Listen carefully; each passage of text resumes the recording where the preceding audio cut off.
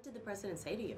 Well, he expressed his support for me, thanked me for helping to amplify the voices of women across the country who are very concerned about some of the very dangerous bills that we've seen and their support for the contraception policy and how much it means to them.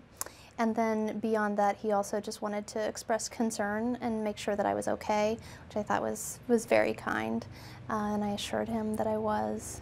The president also talked to you about your parents. He mentioned that as a parent of 2 daughters, he hoped that I would tell my parents that they should be proud of me, and that I thought was just really kind of him to say, especially because there have been some remarks about that my family should not be proud of me that have been made in certain aspects of the press.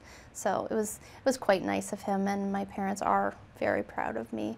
Even though we have some differences politically about a lot of things, they agree with me on this policy, and they're very proud. And I think that actually speaks volumes about this policy, because contraception is such an issue that so many American women and men agree with, regardless of their political stripes. Everyone just sees that this is health care that women need in order to prevent really terrible medical consequences or unintended pregnancies. When Rush Limbaugh called you a slut and a prostitute, had anyone ever said anything like that about you before? Well, certainly not on national airwaves. You know, I think that a lot of women, unfortunately, have heard those types of words, and historically they've always been used to try to silence women, and to, especially women who are speaking out about their reproductive health and their reproductive needs. So I saw it for what it was, which was an attempt to silence me and the millions of American women who are speaking out now, and I'm certainly not going to be silenced, and it's clear to me that they're not going to be silenced either. Rush Limbaugh, he essentially said that you want to get paid for having sex. Yeah.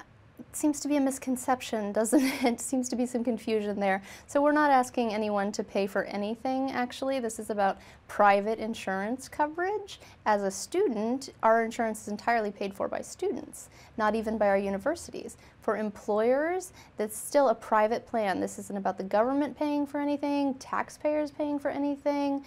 Certainly no political commentators paying for anything. So yeah, it seems to be a severe mischaracterization of the situation. Was there a point where you regretted coming forward because of everything that's happened since?